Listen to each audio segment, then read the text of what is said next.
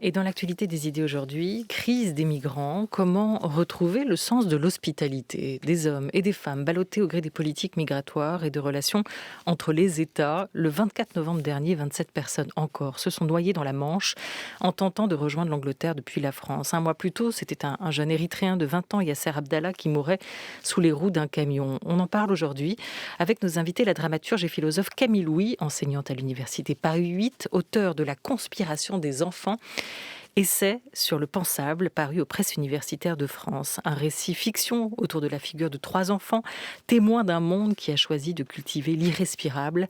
Un livre sur les maladies de notre présent. Bonjour Camille Louis. Bonjour. Et bonjour à l'anthropologue Michel Agier, qui est à vos côtés, directeur d'études à l'EHESS, auteur un peu plus tôt, en 2018, de L'étranger qui vient, repenser l'hospitalité au seuil. Bonjour. Bonjour. Merci à tous les deux d'être avec nous aujourd'hui pour ouvrir cette nouvelle semaine de grande table des idées. Est-ce qu'on a tenté, si on reprend cette traversée du 24 novembre dernier, qui a coûté la vie à 27 personnes, est-ce qu'on a tenté de les dissuader de faire cette traversée ? Qu'est-ce que la France leur a proposé en échange ?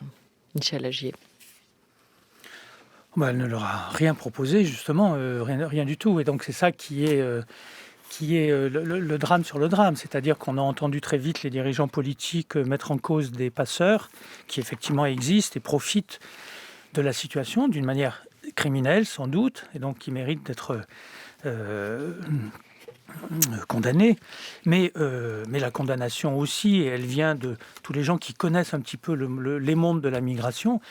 Elle vient de ces politiques publiques qui harcèlent les exilés qui sont à Calais comme ailleurs, mais à Calais en particulier, et ne leur laissent aucune autre situation de tenter des solutions toujours de plus en plus dangereuses. Là, s'ils sont passés à la tentative par la mer, par la Manche, c'est parce que c'était devenu absolument impossible de traverser par le tunnel. Et donc, le harcèlement policier encourage ce rejet des étrangers jusque dans la mer. C'est terrible comme image d'ailleurs, puisque on se rend compte par les enquêtes qui sont en train d'être faites que l'embarcation était exactement entre les deux frontières britanniques et françaises. Ils ont lancé des appels pendant 12 heures. La police française leur a dit, vous êtes à un moment donné, leur a répondu, vous êtes sur le territoire maritime britannique, on ne peut pas intervenir. Puis les Britanniques les ont laissés chavirer jusqu'à être à nouveau sur la zone française. Et donc c'est exactement là qu'ils sont morts, c'est exactement entre les deux frontières. C'est pour ça que j'ai écrit, et je le dis, que les frontières tuent, mais c'est aussi la folie des États avec l'obsession de la frontière qui fait que des gens sont laissés à mourir, voire sont tués, comme à la frontière avec la Grèce et la Turquie, ou entre la Biélorussie et la Pologne. Alors, c'est assez général dans tout le pourtour de l'Europe. On a entendu ce récit du 24 novembre dans votre voix. On va l'écouter dans celle d'un rescapé iranien de ce naufrage du 24 novembre dernier au micro de Richard Place, le témoignage de Mohamed Ibrahim Zahada. Mohamed Ibrahim Zada dit être accompagné de 32 autres candidats à l'exil. Rapidement, l'embarcation se dégonfle et se remplit d'eau. Le jeune homme de 21 ans dit qu'ils ont pu téléphoner à la police française. Ils ont même indiqué leur position. On leur répond qu'ils sont désormais dans les eaux britanniques, impossible d'intervenir. Ils appellent alors les autorités de l'autre côté de la Manche, qui renvoient vers la France. Les gens ont perdu espoir et ont abandonné. Nous avons commencé à sombrer progressivement. Les vagues nous repoussaient vers la France et le bateau a coulé. Tout le monde est tombé dans l'eau. Nous nous sommes tous pris par la main pour ne pas se noyer.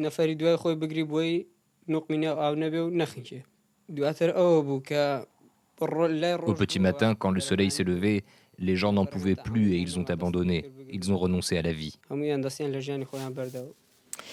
Camille, Louis, quand vous entendez ce témoignage et l'explication aussi que nous en donnait juste avant Michel Agier, on se dit mais comment peut-on instrumentaliser des vies comme c'est le cas ici ? Comment on en arrive à une telle situation ?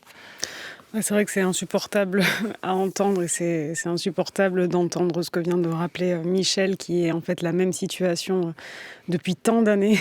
Enfin, c'est quand même, ça fait 30 ans en fait que rien ne bouge en termes d'absurdité à l'endroit des frontières, que ce soit à cette frontière avec l'Angleterre ou à la frontière, en effet, comme Michel l'a dit, la frontière grecque, où actuellement il y a une pratique et une politique des pushbacks impressionnantes, qui est vraiment que des personnes sont à la fois interceptées dans l'eau et renvoyées vers des lieux où on sait très bien qu'ils sont en danger, ou lorsqu'ils débarquent sur Terre, sont récupérés par les autorités, là, en l'occurrence grecques.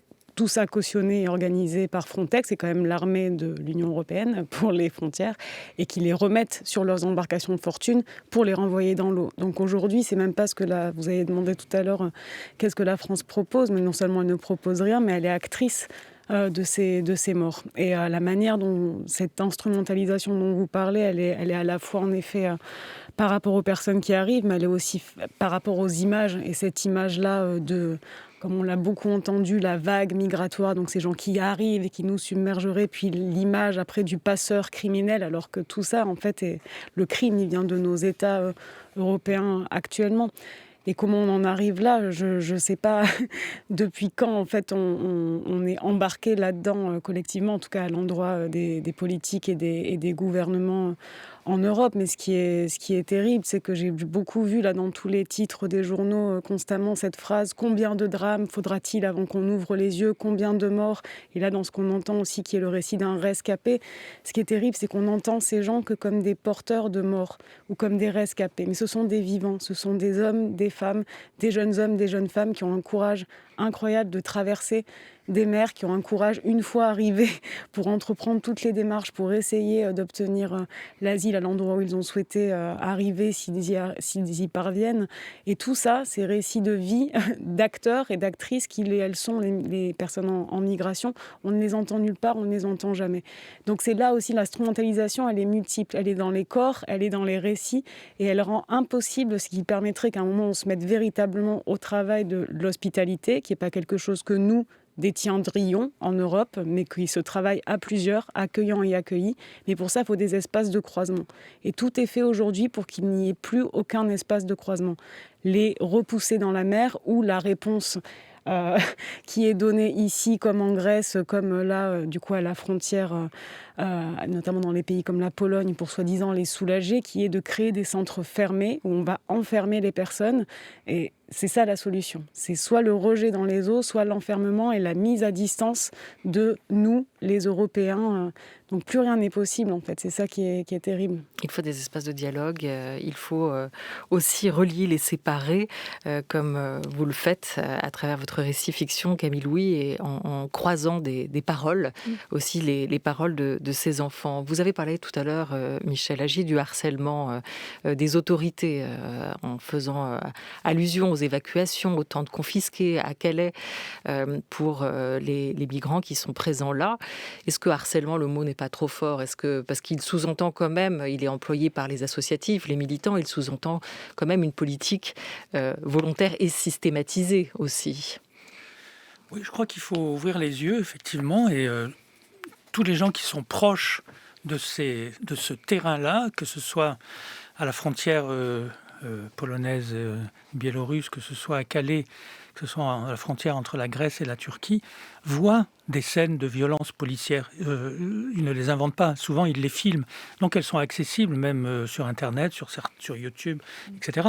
Et donc c'est une réalité. Donc il y a deux choses. Il y a des discours qui sont de moins en moins crédibles de la part des gouvernants successifs, je veux dire, c'est en France et en Europe. Qui veulent toujours faire valoir un point de vue humanitaire, par exemple, mais qui est de moins en moins crédible. Et puis la pratique, qui est quand même, de manière persistante, une pratique essentiellement de police de la migration, avec des policiers, effectivement, qui interviennent. Alors la police de la migration, ce n'est pas seulement les policiers, c'est aussi les réglementations qui deviennent infernales. Comme je disais, c'est qui rendent les gens fous, parce qu'ils ne peuvent pas déposer une demande ici, ils ne peuvent pas la déposer ailleurs, ils essayent d'aller à un endroit, ils ne peuvent pas y aller. Si vous voulez, il y a d'autres attitudes possibles sur le plan politique que celle du harcèlement, qui est la réalité, puisque le principe explicite ou implicite, c'est que tous ceux qui arrivent là, ces personnes-là, en général noires et brunes, bien marquées sur le plan de leur origine, ces personnes-là sont implicitement ou explicitement indésirables. De toute façon, on ne les veut pas. Donc il y a un principe de base qui déjà est discutable, c'est-à-dire que la migration est un danger, la migration est un problème, etc. Beaucoup d'autres voix existent qui disent « mais non, c'est un enrichissement, la planète fonctionne comme ça, avec de la mobilité, et il y a des personnes en danger, donc favorisons tout ça, adaptons des politiques à tout ça, plutôt que de renforcer toujours plus le repli sur soi, l'enfermement, qui est une politique mortifère, autant pour les autres, et même que pour soi-même, puisqu'on va pas vivre comme ça en s'enfermant, se repliant soi-même. La mise à l'abri, par exemple, c'est un terme qui vient souvent maintenant dans les médias. La mise à l'abri réelle, là où les gens arrivent, c'est-à-dire en l'occurrence à Calais, ou bien ça serait aussi en Pologne, par exemple, ou en Grèce, serait d'accueillir les gens avec du respect, avec de la considération, et de leur demander effectivement, voilà, d'où vous venez, qu'est-ce que vous voulez, où est-ce que vous voulez aller, quels sont vos projets, est-ce qu'on peut faire quelque chose pour vous? Alors on me dit, c'est utopique. Mais non, c'est pas utopique, c'est réaliste, c'est beaucoup plus réaliste par rapport au fonctionnement du monde. Et c'est ça qui est, à mon avis, qui est présent dans la société. Il ne faut pas croire que c'est absent dans la société. C'est présent dans la société. Il y a beaucoup de gens qui sont engagés près des frontières ou dans les villes pour favoriser cette fluidité de la mobilité. Et puis, il y a des responsables politiques qui, eux, deviennent fous aussi parce qu'ils sont obsédés par le spectacle de la frontière, l'enfermement, etc. Oui, c'est ça, vous dites demander aux gens où est-ce qu'ils veulent aller, ce qu'ils veulent faire. Mais le problème, c'est que derrière, les autorités répondent qu'eux ne veulent pas forcément les recevoir. Alors, c'est intéressant sur cette situation à Calais aujourd'hui, c'est qu'on a beaucoup parlé des accords du Touquet entre la France et le Royaume-Uni qui semblaient ou s'apparentait, était présenté comme un début de solution, de répartition sur cette question-là, avec ce naufrage du 24 novembre dernier. Pour la première fois, on a officiellement et ouvertement le sentiment, Michel Agier, Camille Louis, que les migrants sont aussi les otages d'un conflit politique. On connaît les tensions en ce moment entre l'Europe et le Royaume-Uni. Est-ce que c'est le cas? Est-ce que ça vous fait craindre plus encore aujourd'hui une solution de plus en plus impossible à trouver, en tout cas un dialogue de plus en plus compliqué à rétablir? En tout cas, c'est certain que là, le récit qui est fait, là, on en a entendu un extrait, mais dans le détail de cette personne rescapée, qu'elle raconte la manière dont ils ont d'abord appelé la France, qui les a renvoyés vers l'Angleterre, qui les a renvoyés vers la France, qui est le même récit à peu près que celui qui avait eu lieu il y a quelques jours auparavant, je crois que c'était le 20 novembre, où justement il y a eu une situation à peu près similaire et où les personnes sur le bateau ne sont pas décédées, puisque qui est intervenue? Une association, Utopia, puisqu'à la fin, n'ayant aucune réponse des autorités anglaises et françaises, ils se sont tournés vers une association qui, elle, a pu faire pression pour que la France envoie des secours. Donc c'est quand même c'est terrible en fait de lire ça, le renvoi de balles du gouvernement français et anglais. Et en effet, on voit bien que là, il y a eu beaucoup, soi-disant, de travail et d'argent mis en commun par la France et l'Angleterre sur la question des passeurs, et qu'en réalité, elle n'a aucun effet. Donc, puisqu'en plus, c'est eux qu'ils accusent en premier. Donc, il y a quelque chose qui se joue là d'assez terrible et qui, en effet, se voit à chacune des frontières dont on parle depuis tout à l'heure avec ces exemples qu'on prend, mais il faudra en donner d'autres. Il y a aussi la frontière avec l'Espagne. Enfin, les morts sont partout dans toutes ces frontières-là. Et on voit, en effet, qu'il y a un jeu sordide, macabre, entre gouvernements actuellement de renvoi de balles et aussi une chose assez terrible que j'observais moi en Grèce qui est... Enfin, c'est ironique et ça fait sourire et c'est en même temps horrible d'en sourire, mais c'est que ce fameux argument de l'appel d'air qui a été tellement employé par les gouvernements et par les municipalités particulièrement fermées aux migrants, enfin, c'était notamment le cas de Natacha Bouchard à Calais, cette terreur de l'appel d'air que si on accueillait certains, tous allait arriver. Là, ce qui se passe, en fait, c'est que cette chose de l'appel d'air, elle se passe plus à l'endroit des gouvernements, puisque en juin ont été signés des accords qui ont fait que cette fameuse répartition des parts du gâteau où la France et l'Allemagne, par exemple, accepteraient davantage de personnes et ne laisseraient plus l'Italie et la Grèce accueillir seules toutes les personnes arrivantes et donc accueilleraient davantage, qui s'est produite. En effet, la France a accueilli quelques personnes dans un plan aussi de redistribution, notamment pour vider et nettoyer les îles grecques. Mais parce qu'elle en a accueilli un petit peu, aujourd'hui en Grèce, on renvoie outre mesure les personnes, notamment de l'île de Lesbos. Donc il y a comme ça, finalement, l'appel d'air se place là, c'est-à-dire que parce que la France a un peu accueilli, c'est non pas les migrants qui arrivent, c'est les États qui les renvoient. Donc il y a comme ça toute une espèce de... Mais c'est un effet à retardement aussi du Brexit, où les frontières étaient quand même au cœur de ce choix référendaire qui a été donné au peuple britannique, la question du rétablissement des frontières. Et on voit peut-être aujourd'hui à retardement encore plus fort le contre-coup de cette décision qui a été prise. Vous avez évoqué l'un et l'autre la Biélorussie, avec des migrants qui sont pris en étau à la frontière entre la Pologne et la Biélorussie aujourd'hui. C'est une spécialiste de cette question-là, Virginie Guiraudon, dans le journal Philomag, qui parle de ces migrants transformés en armes. C'est comme ça qu'on les qualifie, des pointes d'une attaque hybride contre l'Union européenne. Et elle souligne ce glissement sémantique, parce qu'on ne parle jamais d'eux en les identifiant. Ils sont omniprésents, mais ils sont aussi complètement absents des discours. Et aujourd'hui, on les présente, les migrants, cette figure du migrant, et puisque vous appelez l'un et l'autre à changer de récit, le mode de narration, comme des armes.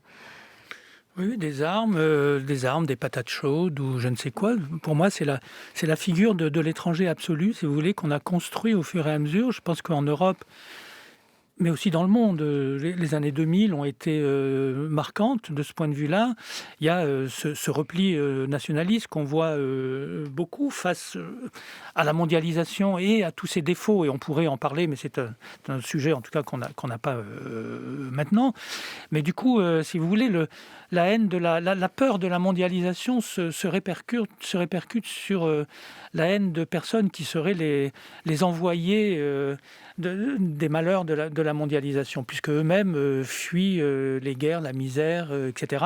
Et donc il y a, si vous voulez, cette image qu'utilisent énormément les responsables politiques de produire c'est plus qu'un bouc émissaire, je pense, c'est de produire l'indésirabilité permanente de cette altérité, de cet autre qu'on ne voit pas, qu'on ne veut pas voir, qu'on ne veut pas, avec lequel on ne veut pas établir de dialogue. Vous savez, c'est le principe qui avait été mis en évidence il y a déjà assez longtemps par un sociologue américain, Mike Davis, à propos de l'enfermement dans les villes privées, quoi. Et c'était le NIMBY, Not in my backyard, pas dans mon jardin, pas chez moi, où vous voulez dans le monde, mais pas chez moi.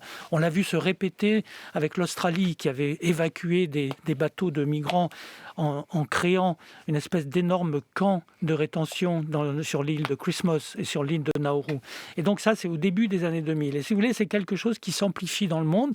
Je pense que les climats délétères, comme on dit, mais la montée de ces discours très violents, de la brutalité du discours politique à l'égard de l'étranger, rend le climat général dans les pays assez délétère, difficile pour établir ce lien qui est indispensable pour que des sociétés existent, la communication, le dialogue, l'échange, la rencontre, etc.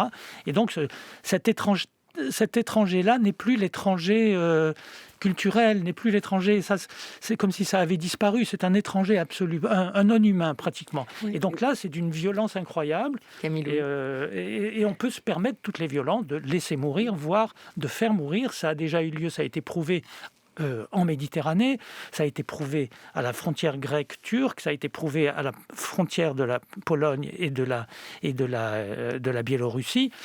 Les armées ou les polices tirent sur des migrants. Ils ne font pas que les empêcher de passer, ils leur tirent dessus. Et donc, on est arrivé à un point où, c'est plus que dangereux. On est dans un danger, si vous voulez. Camille Louis. Non, je rebondissais sur cette chose-là de non-humain et de ce que vous venez de dire, parce que je crois que la force, là, actuellement, en effet, ça touche à la question des narrations, c'est qu'on construit, on associe absolument la figure du migrant comme c'est déshumanisé, certes, mais c'est presque sans vie. Je le disais tout à l'heure, on entend les récits des rescapés, il y en a un, mais aussi dans toute l'imagerie qui est produite, ce sont vraiment des personnes quasi mortes. On en parle comme des survivants ou on en parle comme des êtres qui n'ont plus aucune condition d'existence, c'est-à-dire notamment de l'espace et du temps. On les parque dans des centres fermés où on les rejette, vous dites, on les tue aux frontières avec des armes ou alors on les noie dans l'océan, mais c'est aussi toute cette imagerie de la personne à sauver qui n'a pas de vie en fait, qui n'a pas de trajet propre. Et ça m'a choqué personnellement les images qui ont été publié de la visite du pape sur l'île de Lesbos, où l'on voit le pape devant 2 petites filles noires comme père protecteur, et avec écrit en sous-titre le pape au chevet du camp de migrants de Lesbos. Et au chevet, mais ces gens-là ne sont pas des personnes alitées et malades, ce sont des personnes en vie, ce sont des personnes qui ont des projets, ce sont des personnes qui ont une histoire, et cette manière de constamment les déshumaniser ou les ôter de ce qui fait vie commune rend très très difficile tout ce qui a pu avoir lieu précédemment, qui continue d'avoir lieu par des gens très très engagés, mais qui est en effet la construction d'espaces communs. Ou de les victimiser, comme vous dites, ou soit ça, ou de les invisibiliser, d'où l'importance pour vous de faire place à ces récits aussi aujourd'hui. En Grèce, vous l'évoquiez, à Lesbos, la situation n'est pas meilleure. Le pape François, qui était en déplacement hier dans un des camps de l'île, qui accueille plus de 2000 demandeurs d'asile, a parlé d'un naufrage de civilisation. Qu'est-ce qu'il voit, Ashkan, l'un de vos 3 personnages de votre livre, Camille Louis, la conspiration des enfants? Qu'est-ce qu'il voit, Ashkan, mineur isolé, afghan, réfugié à Lesbos? Qu'est-ce qu'il voit autour de lui? Justement, il voit ce qui reste et dont on ne parle jamais. Et moi, c'est ça que j'ai essayé de faire, et je pense qu'on est quelques-unes et quelques-uns à essayer de faire place au récit de ceux qui ne passent pas ou qu'on refuse de laisser passer. Et en effet, Ashkan, il nous rend visible la puissance politique qui a lieu aussi dans ces lieux-là de l'exil, que pouvait être en effet la jungle de Calais à l'époque où elle était présente, ou là, des espaces comme à Mytilène, un autre campement qui a été démantelé, qui est le campement de Picpa, et qui, de la même manière qu'on pouvait trouver ça, ou on trouve ça parfois dans des lieux d'hospitalité qui s'inventent partout. Enfin, je pense aux actions notamment à Paris de l'association La Casa ou d'autres qui essaient d'inventer des manières de vivre à plusieurs, de vivre en commun et d'arrêter avec ces séparations et ces assignations à résidence. Mais ce qu'il voit à Ashkan, c'est toutes les personnes en solidarité qui, en effet, notamment sont pas simplement les militants, mais les citoyens, en fait, les gens, les n'importe qui, au début de l'arrivée des personnes sur l'île de Lesbos, ont accueilli. Et ils ont accueilli jusqu'à ce que les experts de la migration leur apprennent que c'était pas comme ça qu'on accueillait, qu'il y avait des manières, qu'il fallait fermer les camps et qu'il fallait tenir à distance. Et toute cette intelligence politique du n'importe qui que les gens ont pour l'accueil, c'est complètement trouvé réprimandé. C'est comme chez nous le délit de solidarité et ce sens de l'hospitalité qui était le titre de votre émission aujourd'hui, que l'on a depuis les sensibilités. Il est constamment mis à mal par l'expertise européenne qui n'en a rien à faire en vérité de l'hospitalité. Elle est, comme le disait Michel, dans une passion de l'appropriation du propre et du fermé, et pas du tout dans une logique de monde commun. Donc ce que voit Ashkan, c'est les artisans, les petites artisanes et les petits artisans de ce monde commun, parce qu'il existe ici et là, partout en fait. On est très nombreuses et nombreux, et moi j'ai envie de les nommer aussi, ces personnes-là, parce qu'on ne les entend pas, ces récits, à la fois des gens qui aident, mais aussi des personnes migrantes elles-mêmes qui sont parfois les hôtes des autres. Moi, mon premier sens de l'hospitalité, je crois que je l'ai eu la première fois où j'ai mis les pieds dans la jungle de Calais, et que, alors que je pensais qu'on allait m'interpeller pour me demander de l'aide, on m'a invité j'ai été invitée par un réfugié afghan à prendre un thé dans une tente. Donc c'était moi l'invitée en fait, c'était moi l'accueillie. C'était pas moi la détentrice de l'art de l'accueil. Et c'est toutes ces inversions-là que Ashkan voit, et que quand on passe du temps dans ces terrains de l'exil et des frontières, c'est ça aussi qu'on voit.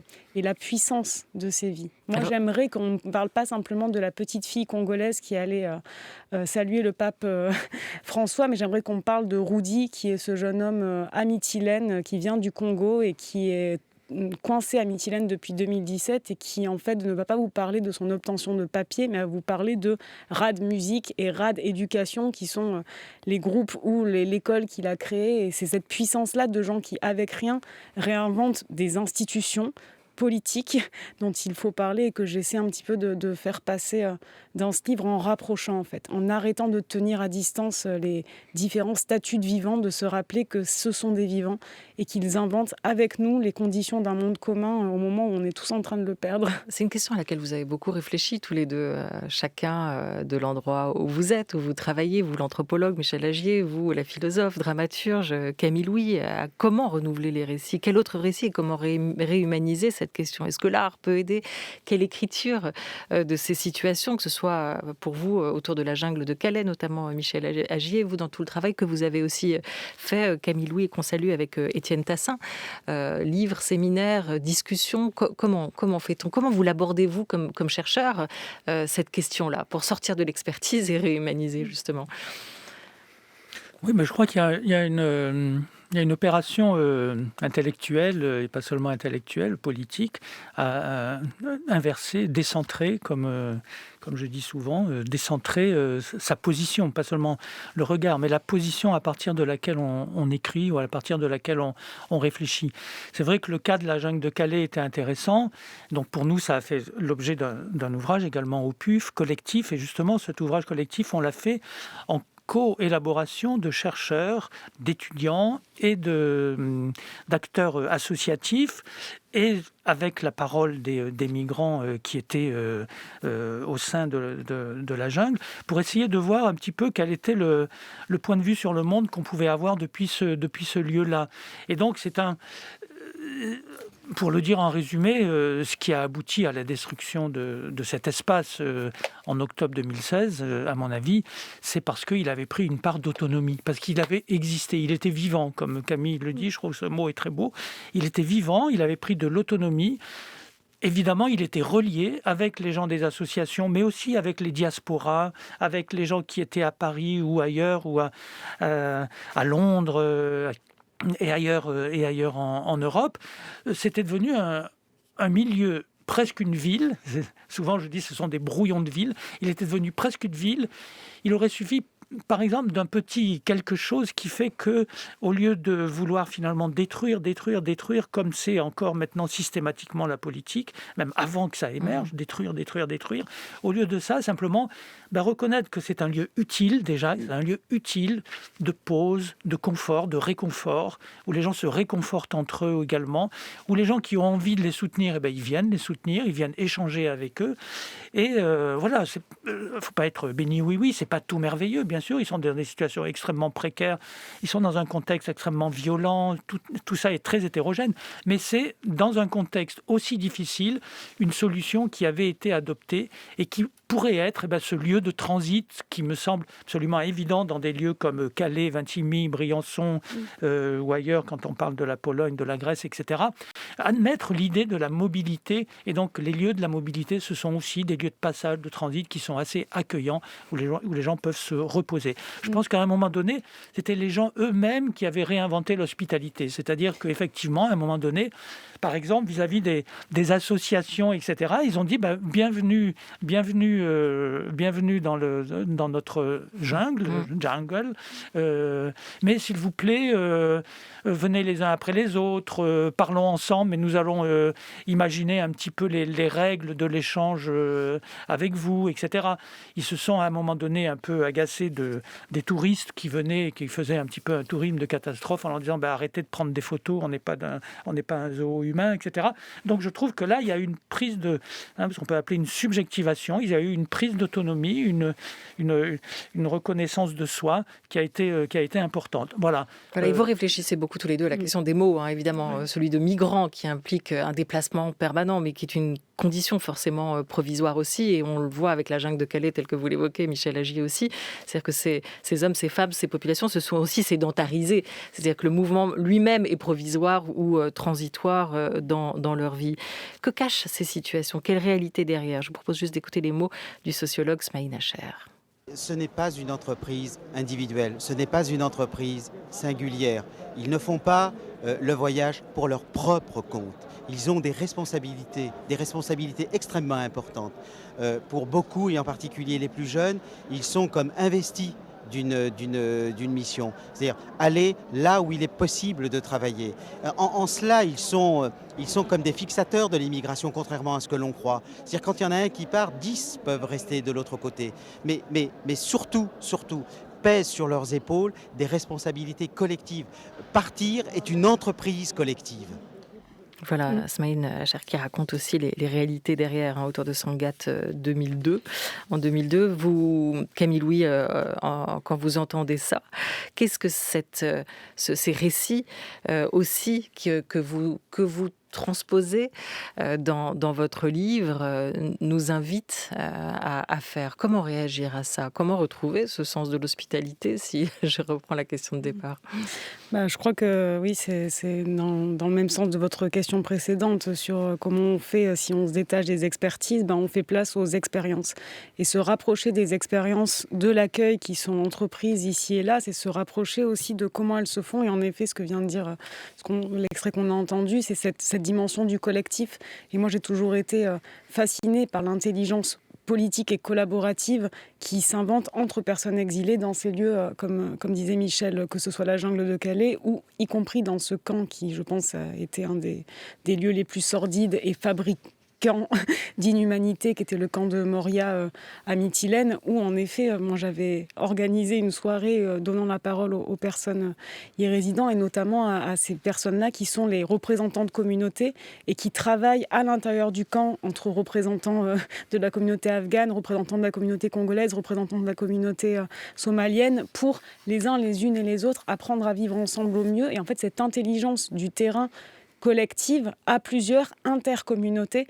Tout ça, pour moi, c'est des enseignements, en effet, de comment est-ce qu'on crée aujourd'hui, au-delà de cette frontière permanente et de cette prison des États-nations qui nous gouvernent, comment est-ce qu'on crée les conditions véritablement d'un monde commun. On devrait presque penser à un droit à l'hospitalité, Michel Agier, ou se dire que l'hospitalité est la condition peut-être première d'un droit qui devrait être universel aujourd'hui. Oui, hospitalité est le mot qui